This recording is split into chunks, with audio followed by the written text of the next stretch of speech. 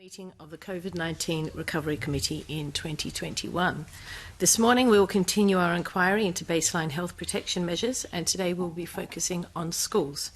I'd like to welcome to the meeting Gary Greenhorn, Co-Chair of AIDS Resources Network, which is an association of directors of education in Scotland, Larry Flanagan, General Secretary of the Educational Institute of Scotland, Margaret Wilson, Chair of the National Parent Forum Scotland, and Jim Thulis, General Secretary of School Leaders Scotland. Thank you for giving us your time this morning. This evidence session forms part of our short inquiry into baseline health protection measures. These measures are the main tools we are using to respond to COVID-19, which include ventilation, face coverings, social distancing, and vaccinations. This is a final evidence session we have planned on baseline health protection measures. The committee will be leading a debate next Thursday, and we plan to highlight the evidence we have heard in this inquiry to the whole Parliament. The committee will also provide a copy of the written transcript of today's evidence session to the Health, Social Care and Sports Committee to inform its inquiry into the health and well-being of children and young people. We therefore very much value your contribution to the inquiry and for giving us your time this morning. Each member will have approximately 12 minutes each to speak to the panel and ask their questions. We are tight for time this morning and have a number of witnesses, so please ask that you keep your responses as brief as possible and don't feel that you have to answer every single question. I apologise in advance, however, if time runs on too much. I may have to interrupt members or witnesses in the interest of brevity. I'll now turn to questions, and if I may begin by asking first question. Firstly, I'd like to thank the members of the Scottish Youth Parliament who provided very insightful evidence on their general thoughts of COVID restrictions and the challenges through the pandemic. And from the young people that gave evidence, there was mixed feelings about the current restrictions, and I was surprised that generally young people are happy to wear face coverings because they feel safer. I think it does show, though, there is still a hesitancy, and although we all want life to be back to normal, there's an element of our young continuing to be quite cautious with COVID. And that leads me to my first question. What feedback have you received about the requirement to wear face coverings in school? And is there a demonstrable evidence that this is having an impact on pupils and pupils' behaviour? Can I please start with Gary Greenhorn?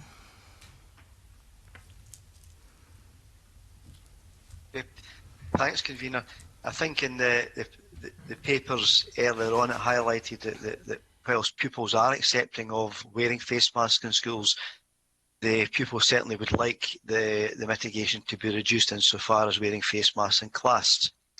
There are some probably challenges around communication in classes around the wearing the face mask, and also as we get to the good Scottish weather, there are also challenges being raised by those pupils and staff that wear glasses as well in terms of the steaming up and that presents a hazard. So overall, the behaviour has been okay, and pupils are accepting of it once we go over the initial challenge at the very start of it. But I think it's been embedded well into school management procedures. School staff, teachers and other auxiliary school staff are all challenged with trying to make sure we adapt the requirements of the mitigations insofar as the day-to-day operations of schools are concerned. Thank you. Thank you, Mr. Greenhorn. I totally agree. I think we didn't realise how much that we relied on lip reading when we were listening to people before we all had to start to wear masks. Can I move on to Larry Flanagan, please? Good morning, colleagues. Thank you, Convener. I think we should be mindful of the current circumstance. So we are facing in schools at the moment record high levels of pupil infection and record levels of teacher absence. So the issue around all of the mitigations, but specifically on face coverings, is whether they are contributing to trying to keep schools open and safe.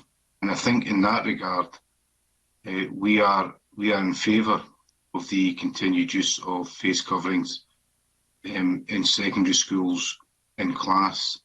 There isn't really much debate around the use of face coverings moving around schools. Strong consensus here that that's appropriate. We are currently surveying our members and we'll be issuing the findings next week. But, as a kind of preview, the majority of our members, whilst, accepting that face coverings are an inconvenience in terms of teaching and learning, and teachers as much as pupils would love to be finished with them, but the majority of our members feel that face coverings should be in place across the winter period, given the higher risks that are associated with that, or at the very least should be in place until we have 90% plus coverage in terms of pupil vaccinations, because that clearly is a critical issue. We're already seeing in the data that vaccination of 12 to 17-year-olds is impacting on pupil infection levels, so they are lower in secondary school than they are in primary, and the key factor there is the vaccination rollout. We would have wished for that vaccination programme for students to have started much earlier, and we might have been in a better place, but we are where we are. So I think at the moment we are supportive of the more cautious approach the government is taking, because the critical issue is to try and keep schools open and young people in class being taught by their teachers. Thank you, Mr Flanagan. Can I please move on to Margaret Wilsons from the Parents Forum? Good morning. There's no clear consensus over the face masks from parents, I would say. Ultimately, parents want our schools to be open and they want them to be safe, but our children and young people are under much stricter mitigations than any other members of society. The feedback that we get is from a broad range of parents. There are parents who are scared, who want their children and the mitigations to continue, and there's also other parents who don't want any mitigations in school. I would say, though, that parents are concerned that it does affect learning and teaching while sitting in class in the senior school, and have asked me to ask at the COVID Education Recovery Group if it would be considered if they could be removed while sat in class. But again, it's just a wide range of views that I can only put forward. Thank you very much. And I'll move on to Jim Thulis, please. Thank you, Convener. Good morning, colleagues. Not to rehearse anything that colleagues have previously said in relation to this, but one or two things to make points to make from a school leadership point of view. We are broadly comfortable with where we are in relation to the wearing of face masks within school, if not altogether happy. It's not the most optimal of learning conditions, but we understand entirely and we are prepared to live with this going forward, and particularly into the winter. And it has to be noted that any mitigations within, any and all of the mitigations within schools are set within the context of the 4 COVID harms. And at the moment, the priority for us is to have young people in school and learning in a school environment.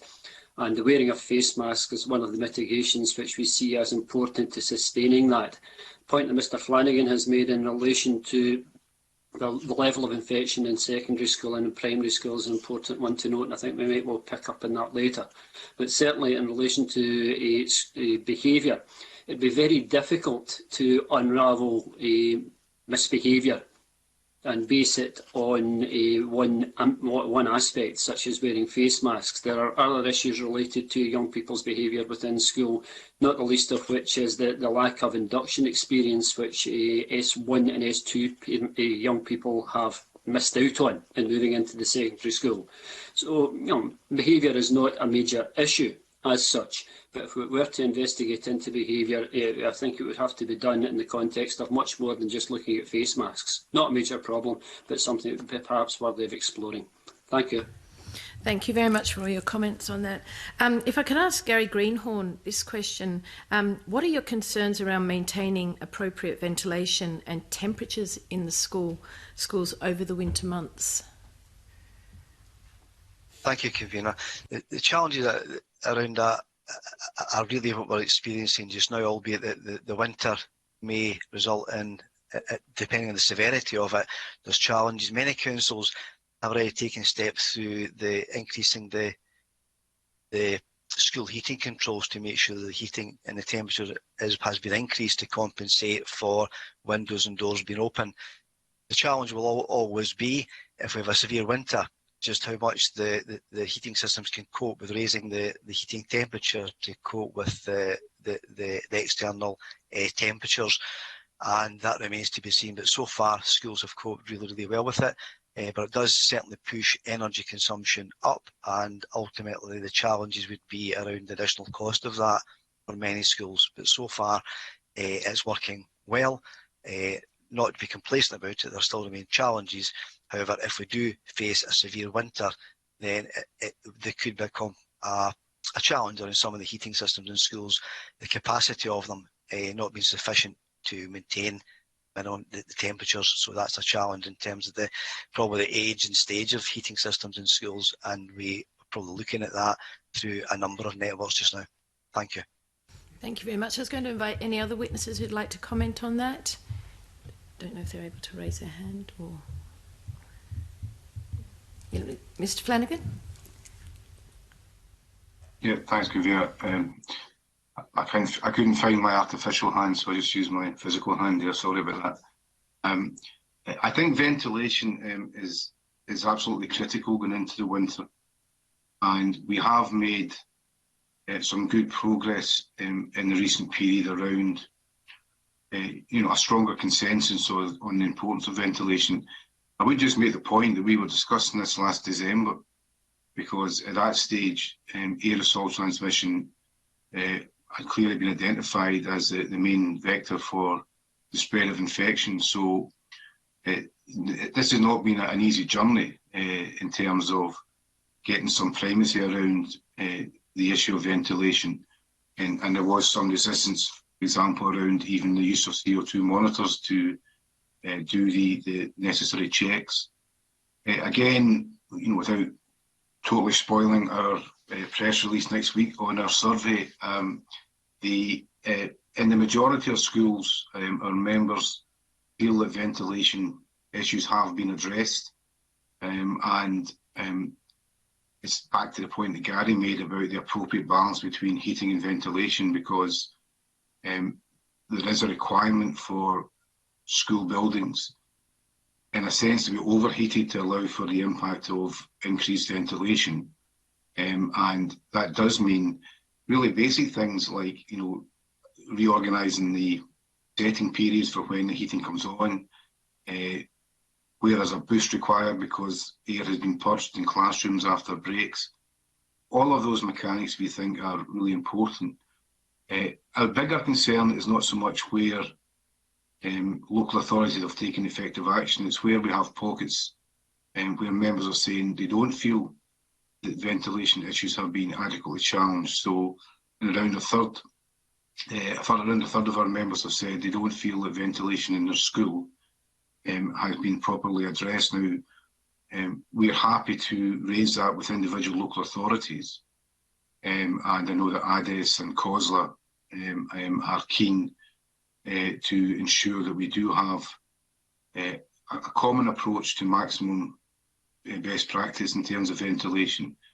But there will be individual challenges, and I think one of the things that has to be really clear from Scottish Government is that where additional finance is required in order to facilitate the improvements that are needed, there has to be a guarantee around that.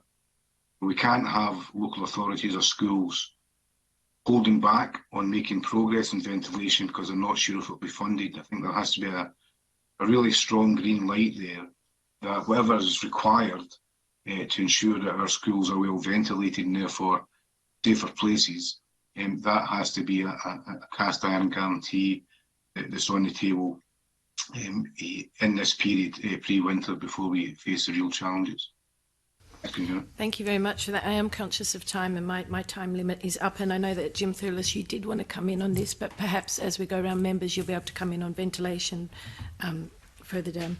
Can I bring in Meadow Fraser, please? Thank you, Convener. Good morning to the panel. I wonder if I could raise a slightly different issue, and that's the question of events in schools, which are particularly relevant, I think, at this time of year. And I'm sure you've probably seen some of the commentary that's been in the media around nativity plays taking place in schools with parents present. Now, I'm sure all parents and young people are aware what an important rite of passage it is to have your children in a nativity play and be able to watch them. And yet, the current guidance is saying they can't take place in schools with parents present. But as a parent, I can take my children to a crowded theatre or a crowded cinema with lots of other people, some of whom may or may not be vaccinated. And yet I can't go as a parent into a school setting to watch children take part in a nativity play. So I wonder if you have any thoughts on that, and in particular, whether you think it's appropriate that this is a matter dealt with a single piece of national guidance, or given that there are quite varied experiences in different schools in terms of COVID rates, whether there's something there should be some more local discretion on, with decisions being taken either at a school level or with local authorities based on the situation on the ground, rather than having a blanket approach. Can maybe start with Margaret Wilson on that one. Thank you for your question. I think this comes down to transparency, if I'm being honest, that ultimately what parents want when it comes to these decisions being made is where what evidence is looked at when they're making these decisions. So I would say that, yes, like myself, I have received a number of communications about this issue, but ultimately, parents need it to be clearly communicated why these decisions are being made and what the thought process was. It is frustrating from parents because you have the national guidance, you then have 32 local authorities, you then have how head teachers are interpreting that guidance. So we are getting communications from very frustrated parents because some are doing events and some aren't. And yes, where is the fairness in that?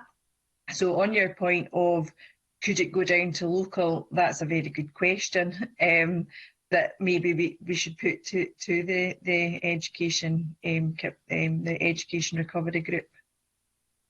Okay, thank you. Well, I'll maybe just go around the panel. Maybe ask Gary Greenhorn next. Okay, thank you.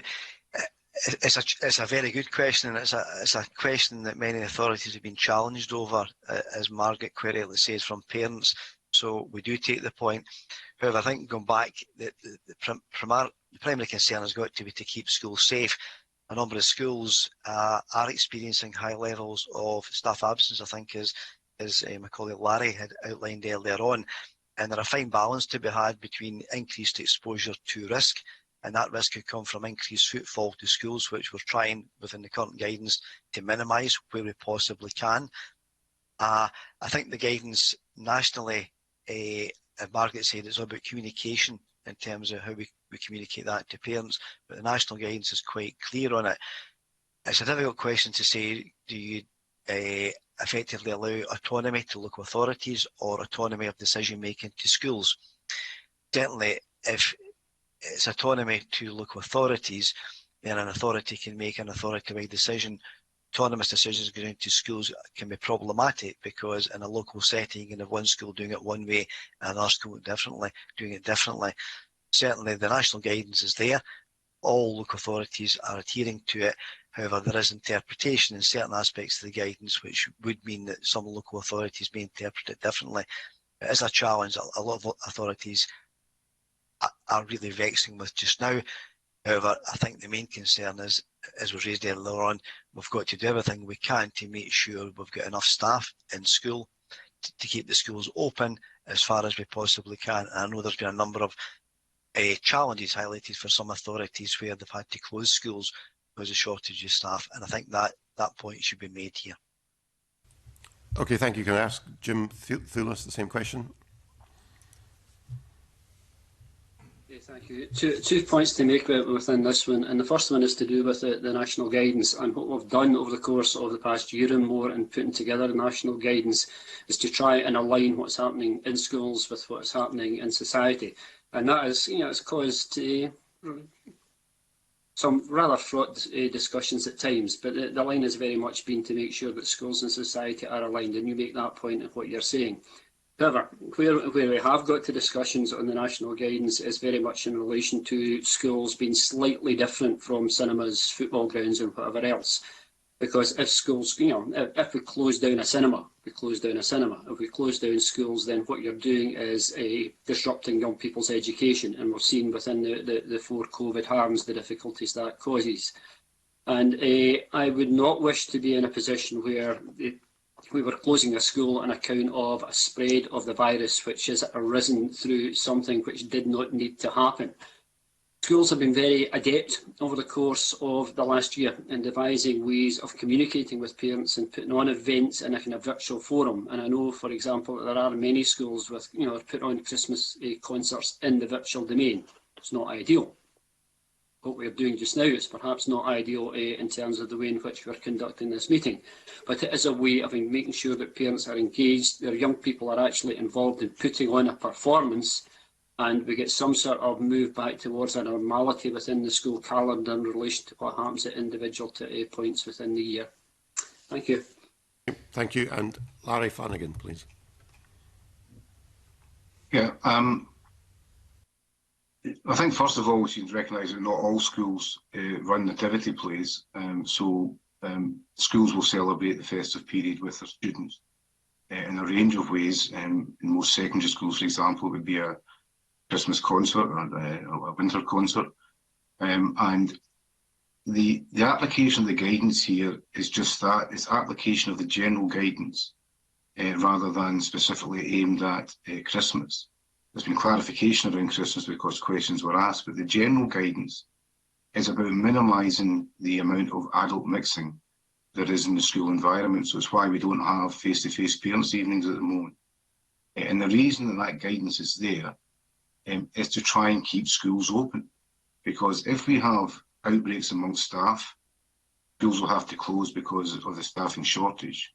And if we have outbreaks amongst pupils, and we're told constantly by the scientists at CERG that it's not in-house transmission that's the key issue, it's students, pupils mixing with adults, adults mixing with adults. So why would you potentially run an event that is going to increase the infection level in your school community, particularly in the run-up period to Christmas, because it could then impact upon family celebrations over the Christmas period, when there are alternatives in place. Now, I would agree with your sentiment, Murdo, that as a parent, you would love to be on site watching your children taking part in the Christmas celebration. But we're in the middle of a pandemic, and in primary schools, 5 to 11-year-olds is the highest rate it's ever been in terms of infection levels. So I live next door to a nursery, and I still see parents lining up outside the gate each morning, and the child being collected by nursery staff and taken into the building so that the nursery can be as infection-free as possible. And they're minimising the adult mixing within the building. And that's so the nursery can stay open and provide the teaching and learning for the young person. So I think we have to prioritise. And our priority at the moment would be to try and keep schools open and safe for as long as possible, and not to take what would be a risk. It might be a calculated risk, but it would be a risk in terms of potentially raising infection levels. So again, I think we're comfortable with the guidance as it stands at the moment, because we are still in the middle of the pandemic. Okay. Thank you. Thank you. Can we move on to John Mason, please? Thanks very much, Convener. I mean, maybe I could just, seeing Mr Flanagan's there, carry on with him. I mean, earlier on in especially in the pandemic, there was the accusation came to me through emails and so on from some parents that we were overemphasising the well-being of the staff and underemphasising the well-being of the children. How would you respond to that?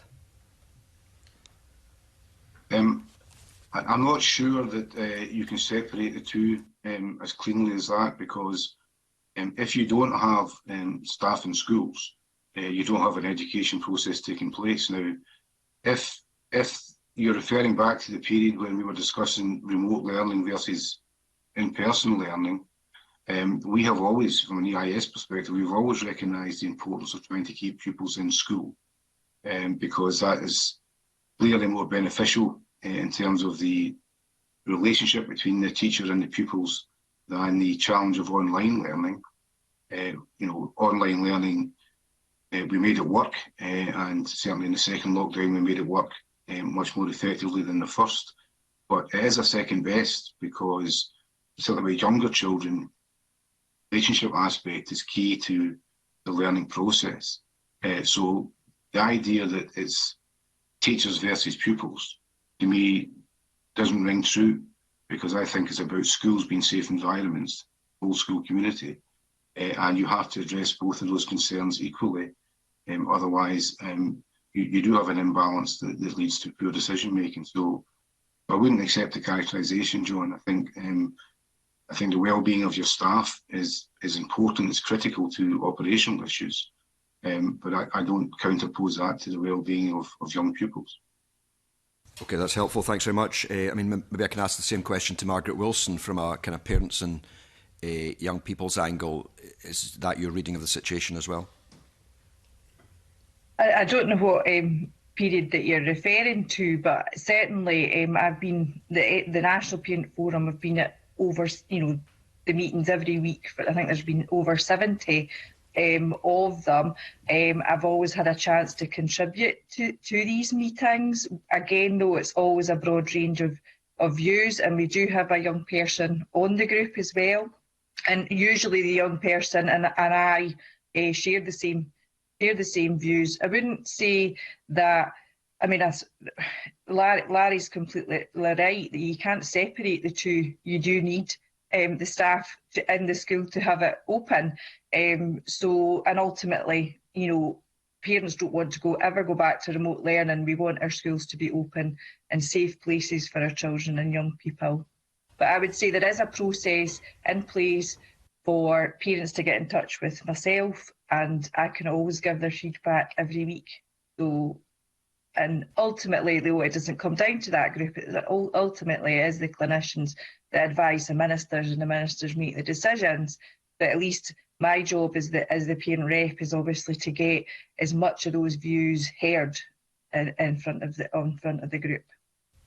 Okay, I think that's helpful to hear that there's a variety of views on these kind of things. If I could move on more to vaccination, perhaps, and ask Mr. Greenhorn in the first instance. What is the feeling about how our teachers and how our pupils on the uptake of vaccine, just in a kind of general sense? Okay, thank you. In general, from an ADES point of view, we always wish that the uptake is higher than it currently is. That's the first thing. Communication has been key to that. I think there's an acceptance of the vaccines in general terms. However, there has been widespread reported some comments about it, negative comments in the press from various sectors. Overall, our aim is to support the public health ambitions and the government ambitions, try to promote through good communication to all the staff and pupils, where possible, to try to get the vaccination rates up as high as they possibly can be, and that then can protect all the schools in terms of being a safe place to be in terms of pupils and staff. We assume that the uptake amongst teachers is just the same as the general public, the wider population. I can't comment on that just now, John. I'm not seeing the current figures to compare teachers with the general population, to be perfectly honest. Yeah, I have a feeling actually these figures may not be available. I just wondered if you had a kind of feeling for it.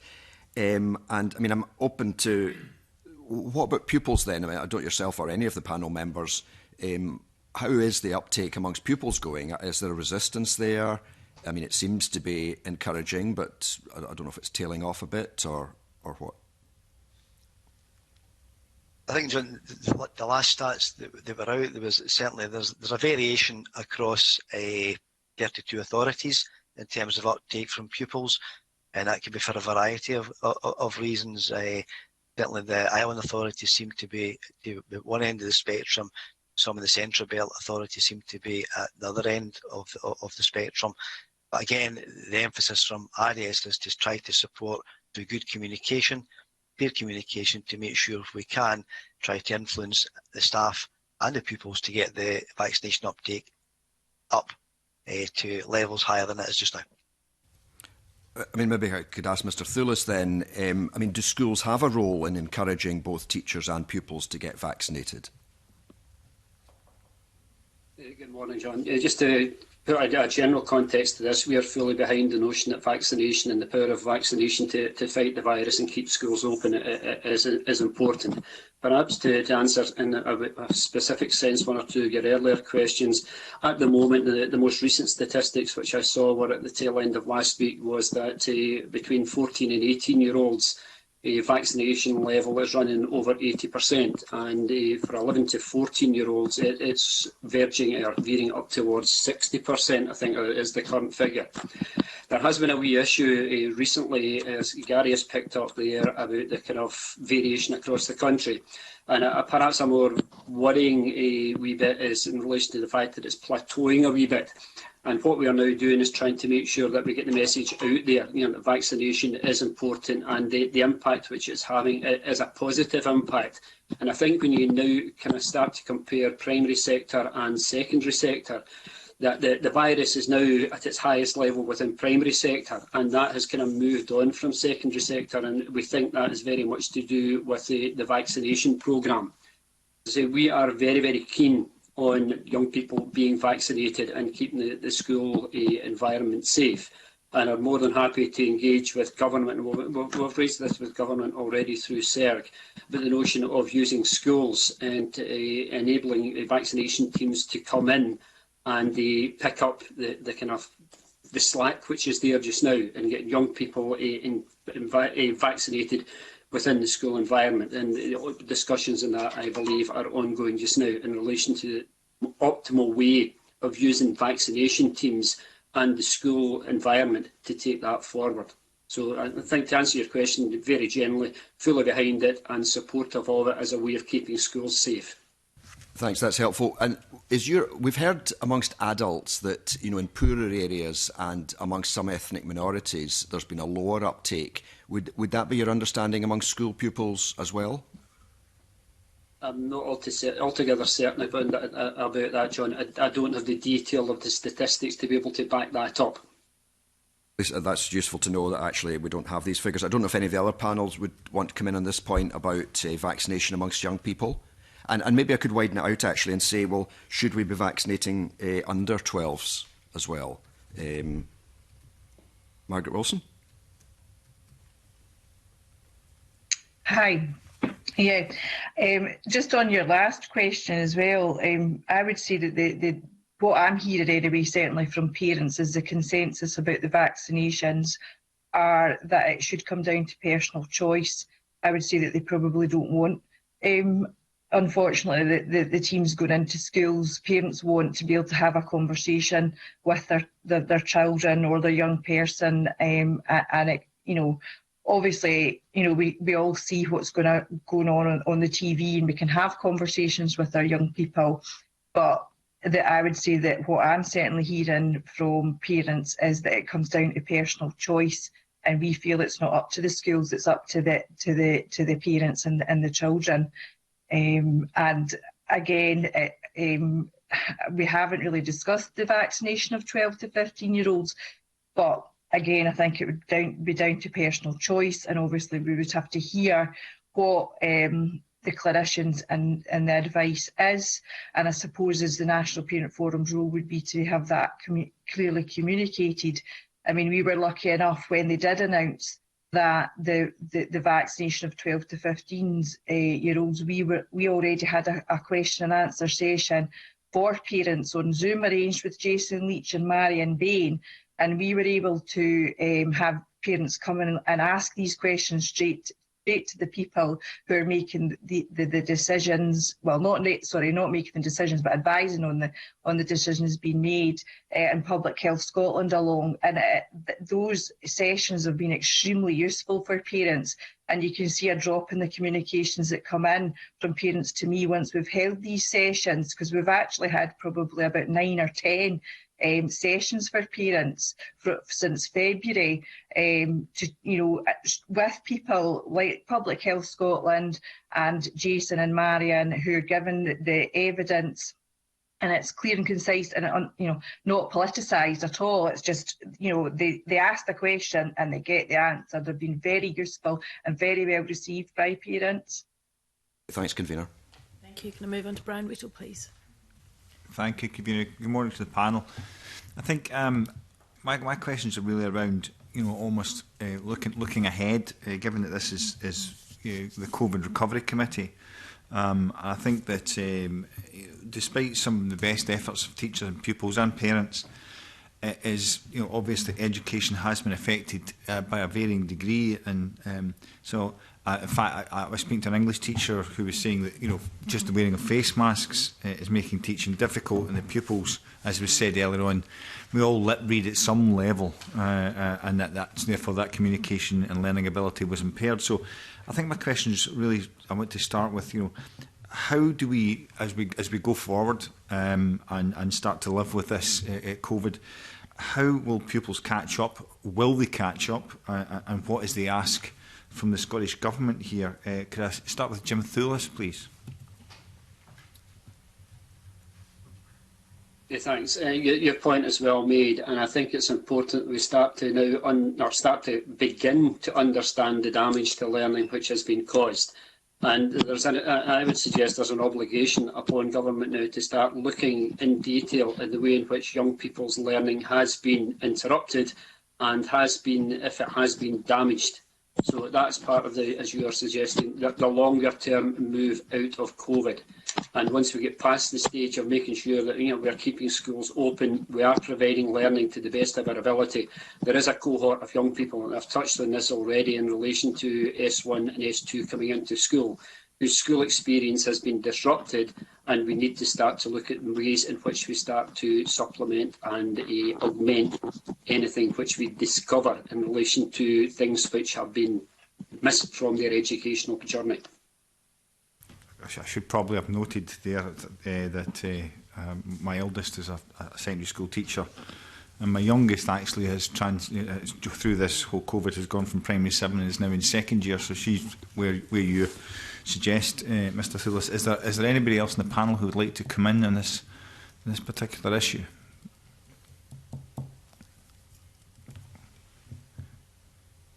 Mr. Flanagan. Yeah, thanks. I'm just slightly nervous at your use, Brian, of the word catch up, as if there was a kind of quick fix to it, because I don't think there is. I do think we need to understand some of the damage that's been created to the learning process and the learning journey of young people, and the approach to that will vary depending on what age group you're talking about and what time they have left in education. But one of the key issues from the EIS perspective is not so much around learning content and knowledge per se, but it's around the social side of being in school, the building of relationships, the building of empathy with others, that well-being aspect of young people. And that's quite labour intensive. So where remote learning created some isolation for young people, then schools have got a big task about trying to reconnect young people with their peers and reconnect them with their teachers. And I have to say, Scottish Government Education Recovery Plan, there's nothing in it I would disagree with in terms of ambition, but I was left underwhelmed by it in terms of the resource and recognition of the scale of what's required. Because what we need is more teacher-pupil interaction time across all fronts, but particularly for, you mentioned earlier, one of your children transitioning from primary to secondary, so that clearly has been impacted by, the arrangements around COVID. Some local authorities are looking at actually having smaller class sizes in first year so that they get a stronger personalised approach from the teacher.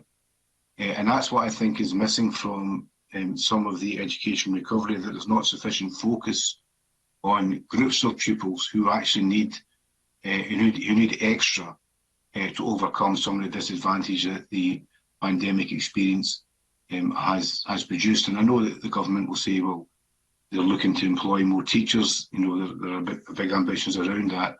There aren't enough teachers in Scotland available to meet the scale of the challenges there in schools at the moment. So I think the Parliament needs to up its ambition around what we need to do to support our children, so that the impact of the pandemic is not a lifelong experience, but something that, of course, their learning journey we can address. And the key focus there is about ensuring the well-being and the resilience of young people.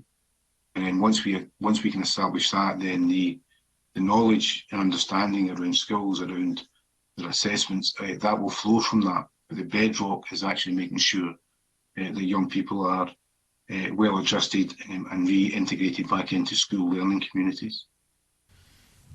Before I move on to the rest of the panel, if I widen that out slightly, just on a point that Mr Flanagan makes around teacher numbers, obviously the impact of COVID has exacerbated staff shortages with a higher number of teachers absent from school due to COVID. So that must also impair our ability to give a more rounded education over the piece. So can I maybe ask those questions to be answered by, if we go to Margaret Wilson, how she feels from a Parents Forum perspective? Sorry, I didn't understand what you're asking, sorry. It's just sometimes I don't understand what I'm asking either. Sorry. It's more around, it's just really around, my concern is around, the fact that our children's learning has been impaired, and we need a plan in place to try and backfill that. And over and above what I said earlier on, we have the issue of more teachers' absence as well. Yeah, there's no doubt that there's been a huge disruption to learning and teaching, and I think, every year, I know that obviously Larry spoke there of a certain year group, but 5th and 6th years have never sat exams. Your current S4s were left at home longer because the senior phase last year was prioritised. You've got young people who've had to make subject choices without necessarily parents meeting the teachers. And then, as you've said as well, you've had children moving from primary up to secondary. And then obviously you've got the transition nurseries to primaries. It's just unbelievable when you're thinking about every pupil's been impacted by it all. And I think, I agree with Larry that there needs to be really strong resolutions to it, but I don't know how they would encourage more teachers. I don't know as a parent how that would. I don't think I can answer that question. But maybe also more support staff. I certainly have seen a difference in where my children are. They've had more people coming in as more support rather than teachers. But I think I can only speak obviously from that as a parent. Sorry. Well, thank you. My final last point, if I throw this in just to try and confuse it even further, if I could. There's obviously highlighted a rise in poor mental health among pupils and teachers alike, and I had a figure of something like 1 in 10 pupils have now been referred for poor mental health. So in terms of looking at our overall recovery from COVID, it is a very, very difficult situation. So again, if I go to Gary Greenhorn really and just get his thoughts around what direction from government we're looking for and what has to happen to help the situation. Okay, thank you. I think, as probably Jim said earlier on, there is no quick fix to this. There is a recognition that as a sector, education sector overall in Scotland, we welcome the additional monies that have been put in for COVID recovery. We welcome the rollout of the 100-day commitment from the government, which has already put 1,000 extra teachers into the system. However, challenges that we have in supporting young people on their recovery in terms of the gap, in terms of education, are the mental health and wellbeing recovery. There is a challenge because absences are still high in schools, and not just with teachers, but with all the support staff. So although we are providing additionality into the system at this current point in time, that's probably been negated by high absence levels. So the challenge is there. I think Larry touched on it as well. Extra resource will certainly be needed once we do that gap assessment that was referred to earlier on, to work out how much of a gap in the learning the young people have suffered over the course of the pandemic. In terms of the mental health and wellbeing, the feedback there just now is certainly there has been an increase. There's no doubt about it in terms of the number of young people that have been referred to that. We broadly welcome the additional money that's been put in for school counselling, which has certainly helped. However, I think that is probably the tip of the iceberg just now. I think that as we go forward in this, young people's mental health and well-being will certainly, once it's assessed fully, there will be a demand to address and support that further with hopefully extra resources. Thank you. I know that Jim Thewlis wanted to come in, if you could.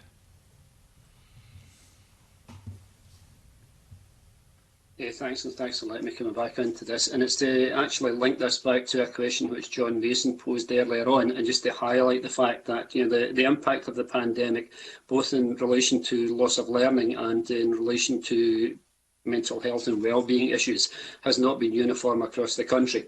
And there is evidence, very firm evidence now, that those in those deprived communities have been hit hardest by this in a great many ways. And it's to make the point, further to discussions that have been going on earlier on within this week in relation to pupil equity funding and attainment funding, that it's very, very important within the Education Recovery Plan which government has produced, that recognition of the kind of inequitable impact which COVID has had on young people across Scotland is dealt with in relation to the way in which funding actually gets targeted towards those who have been hit hardest. And the whole notion of school empowerment and enabling schools to respond to specific circumstances within their local community through funding and through access to staffing and support is absolutely critical going forward, to be able to target resources to most specific need in a way in which actually will get to young people quickly and in a way which is accessible to them and in a form which they can actually use to compensate for what has happened in relation to the disruption in their learning and the sort of health and wellbeing issues which they now live within on account of what's happened within COVID. So my cry is very much for let schools get access to the resources in a way which is getting to frontline problems as quickly as they possibly can. Thank you. Thank you very much. Can we move on to Jim Fairley, please? Thank you, Convener, and thanks very much to the panel for all coming along today. I'm going to go back to vaccinations just for a second, because ultimately we all know that that's the road out of the or at least being able to manage our lives going forward. Gary, you said earlier on that you don't know how many members of staff aren't vaccinated. You don't know what the numbers are. Do you think that we should know how many staff have been vaccinated?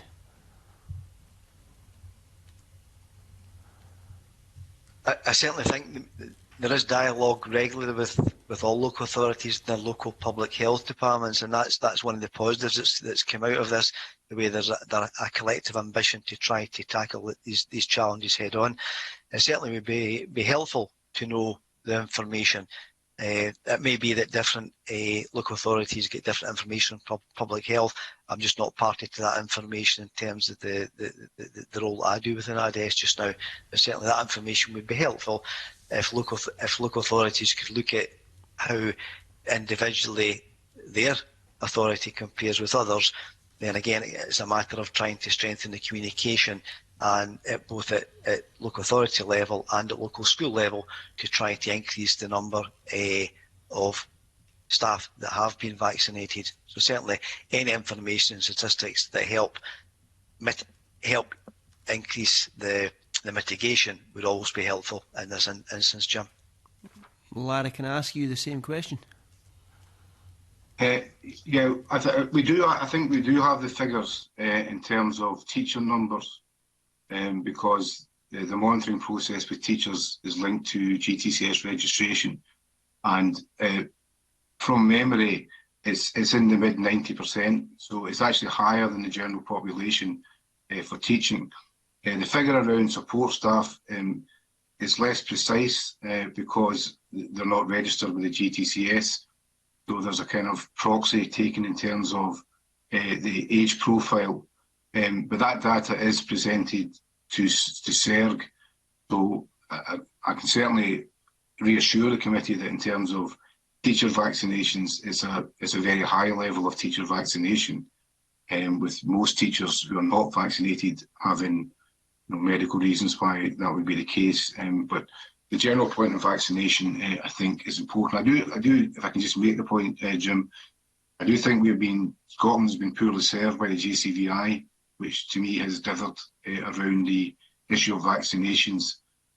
We would have prioritised school staff right from the start, and we certainly would have moved much quicker on 16 and 17-year-olds. They didn't make a non-decision eventually until the UK government pressed them around the English schools reopening.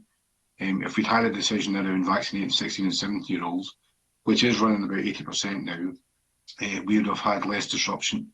And I hope they make a quicker decision around 5 to 11-year-olds, because I think vaccination should be offered there to the families of those young people. Okay, you've actually just what a segue, Larry. You're good at this. You will all have received the email this morning from Laura, who is clearly very, very concerned about young people's health on the basis that 5-year-olds and upwards haven't been vaccinated. I'm going to go to all the panellists. Do you feel that 5-year-olds should be given the option of getting the vaccine? Larry, I'll start with you. You seem you're on the screen. Yeah, so just to finish in, we are in favour of young people being offered that vaccine, and we've said so at SERG. Was surprised to discover at SERG that apparently there is no licensed vaccine for that age group in the UK at the moment, although clearly the USA have started vaccinating that particular group. So hopefully there is some work going on to make sure that if a decision is taken to allow that age group to be vaccinated, there will be a licensed product available to them. But ultimately, we think offering the vaccination is a quicker and safer route than just allowing for herd immunity to develop over a longer period of time, because that would be more disruptive to school education. But we absolutely accept it should be informed decisions. It will be for young people and their families to decide whether they want to access the vaccine if it's made available. Margaret, can I ask you the same question?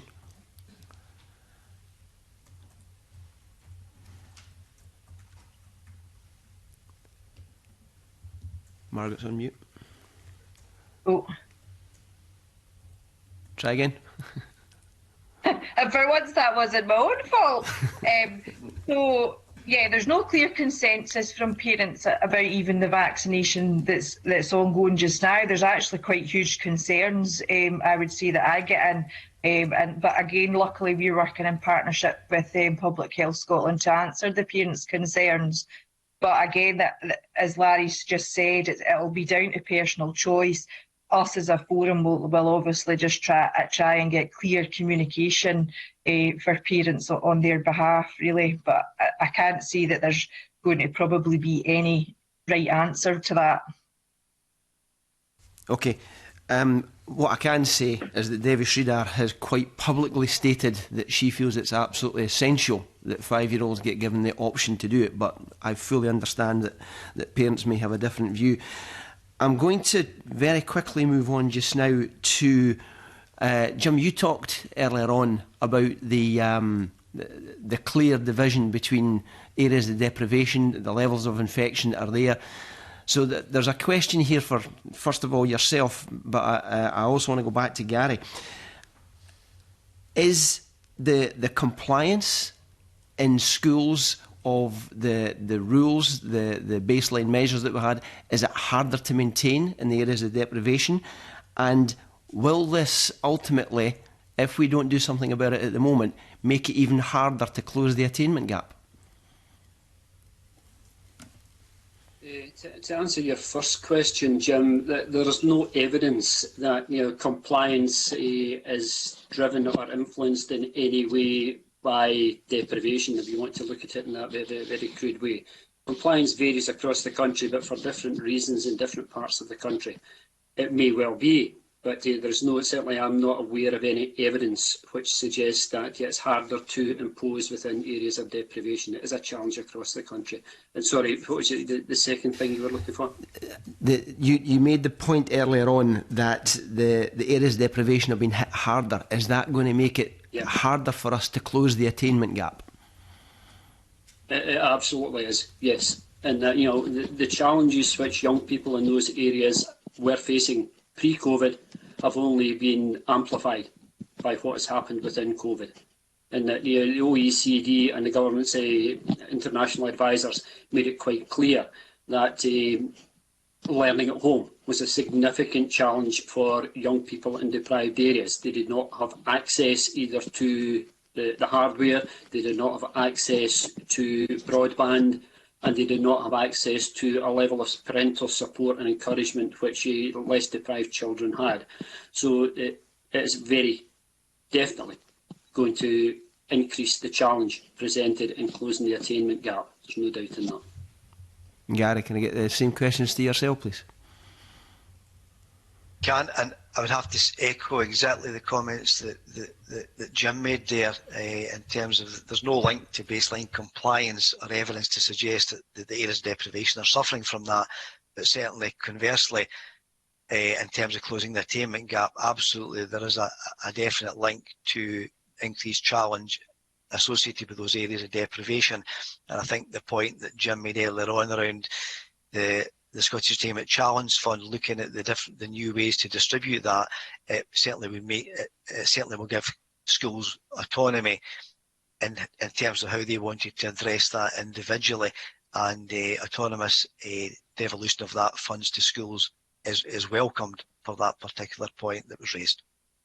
Do Larry or Margaret, either of you want to add anything to that? Just to say, I attended last night as an editor a presentation from 4 primary school leadership teams in Glasgow around their learning journey during the pandemic, and it was genuinely inspiring to hear how schools had coped from physically distributing food parcels to families in the early part of lockdown, to maintaining a high level of professional development and focus. But one of the things that they all highlighted in their presentations was the benefit of having some autonomy around how they addressed the issues, because they knew their school community better than anyone at a higher level. And that autonomy being matched, as we just heard, to funding that allowed them to do things. I mean, one of the really big challenges we're facing, the crisis around additional support needs has been deepened by the pandemic. So pre-pandemic, 1 in 4 pupils were recorded as having additional support needs in Scotland, and I'm sure that figure has intensified across the pandemic. And that is a really challenging scenario if you're in a school community where the majority of your pupils from poorer backgrounds and have additional support needs. Unless you have staffing resource, both in terms of teachers, support staff to address the needs of those children, then you're going to fail, and the attainment gap is going to widen. That is, I think, we've talked about additional support needs and the challenge around it for some time. I think we need to recognise that the pandemic has actually deepened that challenge, and we need to focus on addressing that quite specifically, I think, if we're going to make progress on it, because generalities don't work. If you've got a class in front of you where 15 out of 30 kids need additional support, and all you've got is one support assistant. So that's a really micro issue that we need to make sure we're addressing and supporting schools to tackle. Okay, one very last quick point if I've got time, Convener. Going back to Murdo's point earlier on, the allowing parents to get into schools to see nativity plays and all the rest of it, or whatever else it is that they're doing. And I absolutely take on board that the purpose of this is to keep people safe. But would you have any confidence to allow parents into the school if they had a COVID passport or a negative lateral flow test? Larry, I'll start with you.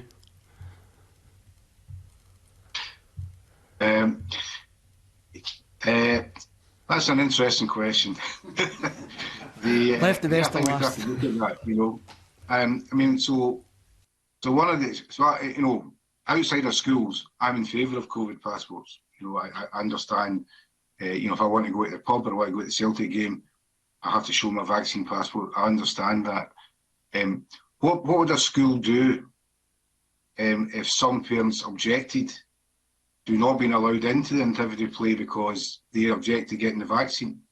Would the school have to then become the gatekeeper to who was allowed in and who wasn't allowed in?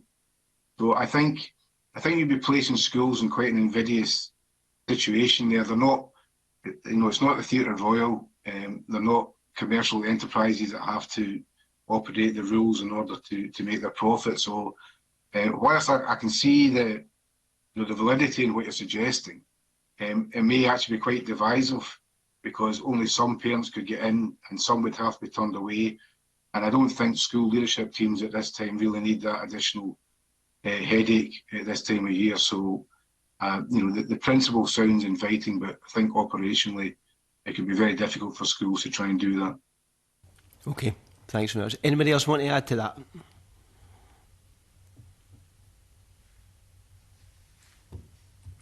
Yeah, Jim. Yep, and Gary. Yep, okay. Emphasise Larry's point. I was at Hampden last week, and you're supposed to have your passport checked before you get in there. It was just absolute nonsense. Now, admittedly, that's a larger number, but Larry's point is well made. Who actually, at the school door, if you're bringing in a secondary school, round about 200, 150, 200 parents into the school, some of whom have their passports, some of them don't. It's an unreasonable and unworkable way of trying to run any sort of event. And the second point is, school leadership teams are under the cosh, hugely under the cosh at the moment, just keeping the school working and keeping young people in there and being educated.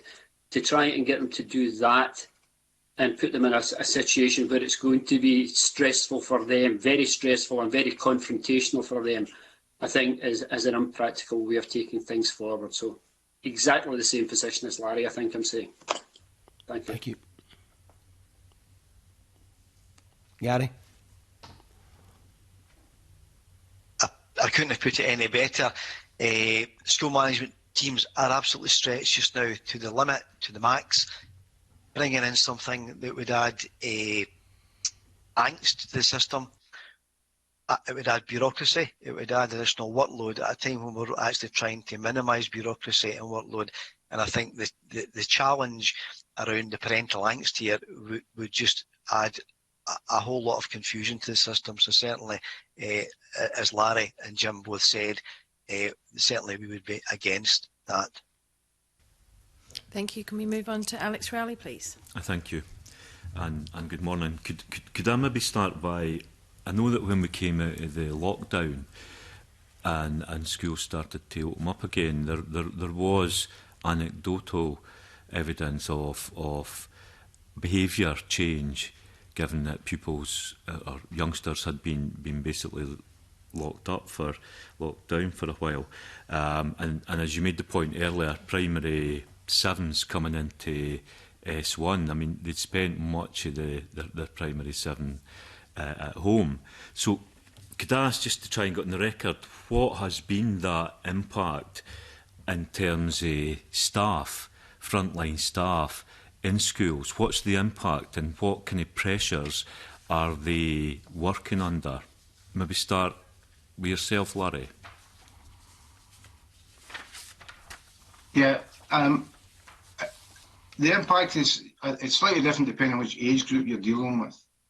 But certainly in terms of, for example, the transition P7 there into S1, the feedback we've had is that schools are having to work very hard to compensate for the lack of effective transition.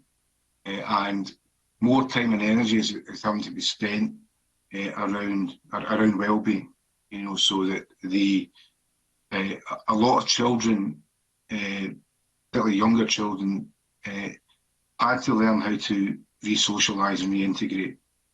And that is a big challenge, because if you don't have those positive relationships working in your classroom, then you're up against it to start with, you know, before you get onto the content. I think older pupils are, you know, the very strong focus on their next steps in terms of qualification pathways, and that in itself is a bit of a catalyst and motivation for them. But I think the anecdotal feedback I've had is that the emotional well-being of pupils has clearly been set back, and you know, children are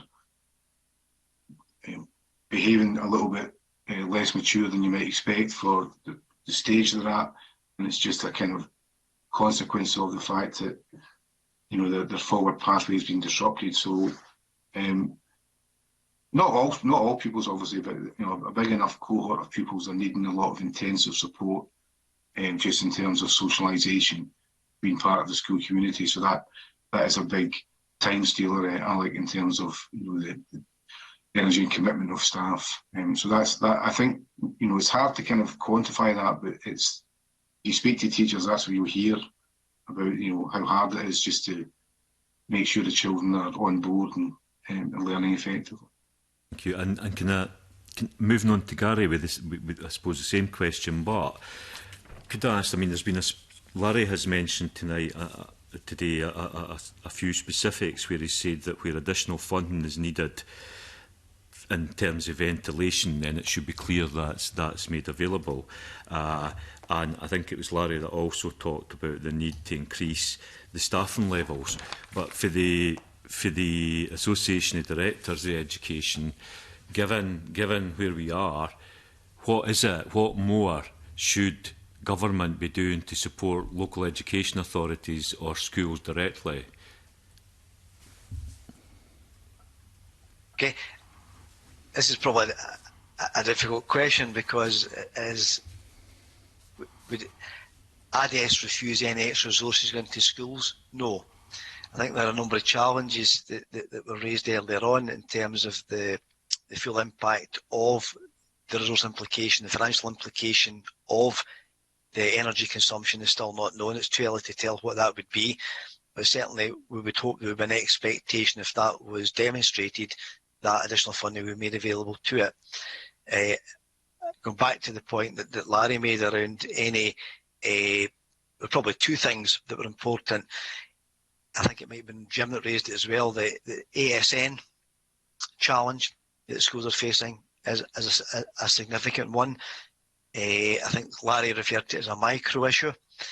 Is correct in terms of the local schools, but notwithstanding that, there has been a significant increase in ASN demand in school, and as yet the full impact of that hasn't been quantified, but certainly the rise in demand has been significant.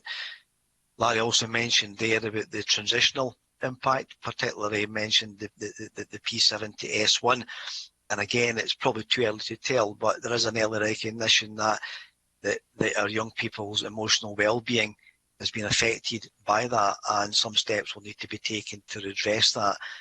We do welcome the additional money that was come in to support counsellors in schools. That's to be welcomed. We do welcome the additional money that's been put in to provide 1,000 extra teachers and 500 extra school support staff. But certainly the experience that the feedback we're getting just now is that whilst those numbers are slowly being delivered on the ground, given the significant challenges that we've got in there, as I mentioned, more resources certainly would be welcome to address that. Continuing on that theme, Gary, can I ask you, at this time councils will be putting together their budgets and bringing forward, no doubt, a programme of cuts. Do you know, is education directors being asked by finance directors to bring forward proposals for cuts within education budgets in the local authorities? I certainly can't speak for every local authority, but most councils will operate with a programme of asking every individual service within the council area to put forward some options around where cuts could be likely. There's no surprise to say that in terms of the resources overall, local authority finances are certainly stretched just now. That's been widely reported. So it follows that it would be right that every authority would ask every single service director to put forward a range of options for their particular area. Education would be one of them.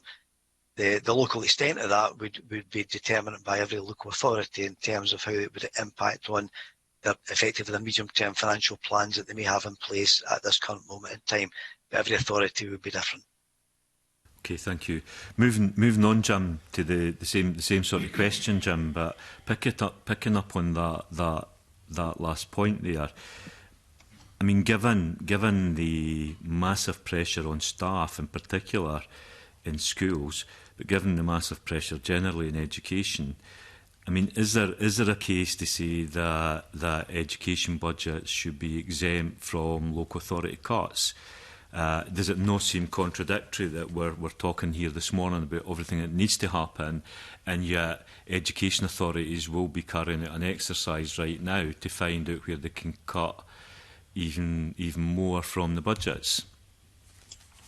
You're absolutely right within that, Alex, and you leave COVID to the side perhaps, and I'll come back to that in a moment, but ever since pupil equity funding and attainment funding came into the system, there has been a kind of sleight of hand that exists within the system, and that the monies are taken away in the way in which Gary has described there, kind of upfront when budgets are top sliced when they come to schools.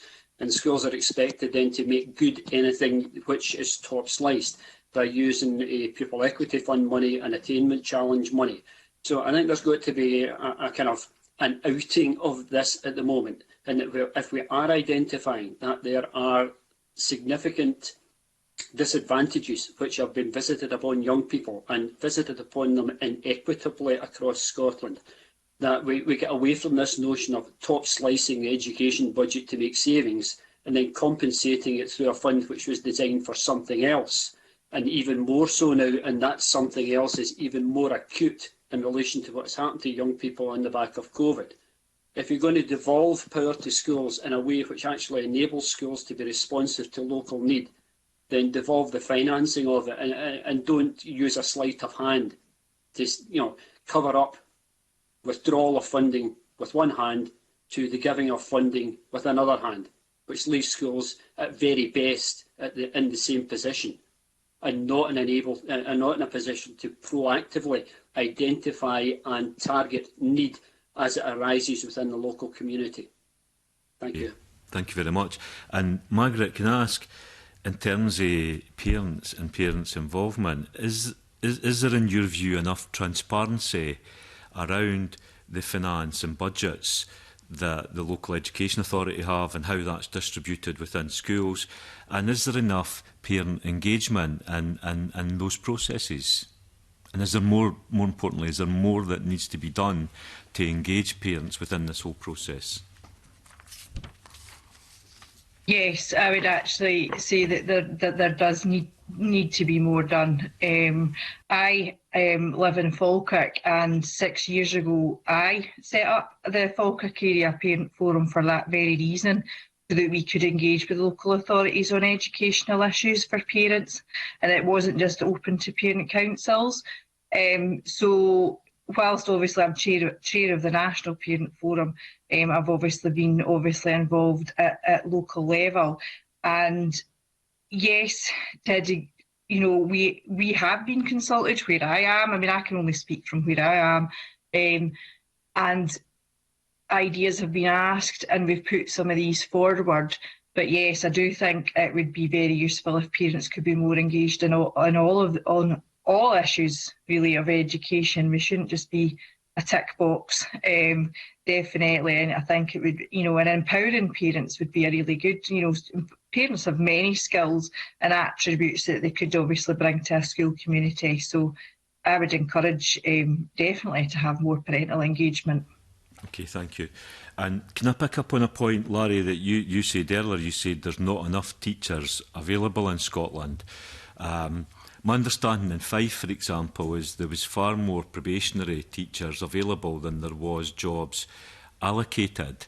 And the answer, I certainly heard one councillor when asked about this, the answer was, well, we didn't need as many as there was available. So I wonder if you could say a bit more around that in terms of the availability of probation teachers in order to be able to skill up, or do we need to do more around skilling up? And the example I gave you in Fife, for example, there's an absolutely totally unacceptable level of class sizes over 25, but more importantly over 30. And I was a bit flabbergasted to hear a councillor say that, whilst at the same time these class sizes. I mean, is class sizes an issue? And where you've got, like in Fife, where I've got the figures for them. And on the same subject, I've also seen a drop in Fife secondary schools in terms of pupils for accessing the science classes. A massive drop in S4, which will have a knock-on effect to S5, S6, and teachers tell me they will then get moved out of those schools because there'll not be enough kids taking the subjects. Well, there's a lot in there, Alec. I don't think the convener will give me enough time to answer all of that. But we, so just in terms of probationers, we have a system whereby each local authority takes a certain number of probationers, but then they can get additional ones which are fully funded. Some councils were quite good at taking additional probationers because it was a budget saving for them, because the Scottish Government were paying for them and they were filling a post. And those were the councils, and I think Fife was one of them, which then couldn't match the probationers just in vacancies. You know, and Dumfries and Galloway was another area. So one of the things that we have pushed, because a year ago we were citing the figure that 10% of the teachers in Scotland were on temporary contracts. And we were pushing that with the Scottish Government to say this is scandalous in the middle of the pandemic when we need every teacher. So there has been some progress around that, and we're looking to create more permanent posts. But we have another challenge in that the school demographic is changing. So we've had quite high pupil numbers in primary, which is now tailing off, and that is going into secondary. So there'll be a demand for more secondary teachers, and there's a bit of leeway in primary. And what we are arguing for is that in primary we should be looking to do something like cut the class sizes in primary 1 in order to not primary 1, sorry, primary 2 and 3, because primary 1 was delivered by the SNP government, in order to focus on smaller class sizes in that early stage. And in secondary, we need a big recruitment drive for more postgraduate students to come in and do the one-year course, so that we have the numbers to make sure we can offer the full timetables. So there is, you know, and teacher numbers are the biggest expenditure in terms of education budgets. So even your question around budget cuts, we would be in favour of ring fencing, you know, the money around teacher numbers, so that we get a more direct correlation between the ambition of increasing teacher numbers and delivering in the classroom. But it is quite a complex process, and you know, ADES might be in favour of ring fencing education spending, because there wouldn't be, because they're under pressure across the whole range of services.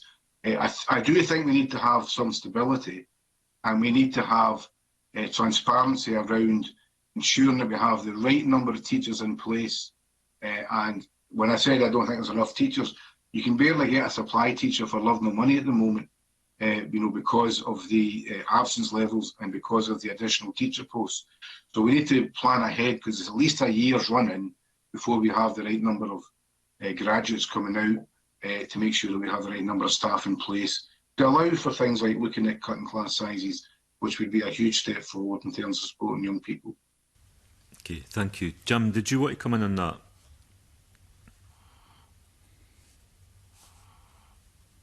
Yes, thanks, Alex. And you, in relation to the exemplar that you used, you picked Fife as an example. Now, Fife is only one of 32 examples which you could have picked. And if you look across 32 local authorities, what you will find are 32 different staffing formulas. The way in which they staff schools in Fife is not the same as in Dundee, and it's not the same as in Edinburgh or anywhere else. Now, as well as that, there are also 32 different funding formulas within schools. Now, we talk about equity, and we've discussed equity and the issues around about equity this morning, and how equity has actually been further exacerbated through COVID. Is it not about time we started to look at delivering equity through the way in which we delivered funding to schools and organised staffing within schools? Put a national basic minimum staffing formula and a national basic funding formula.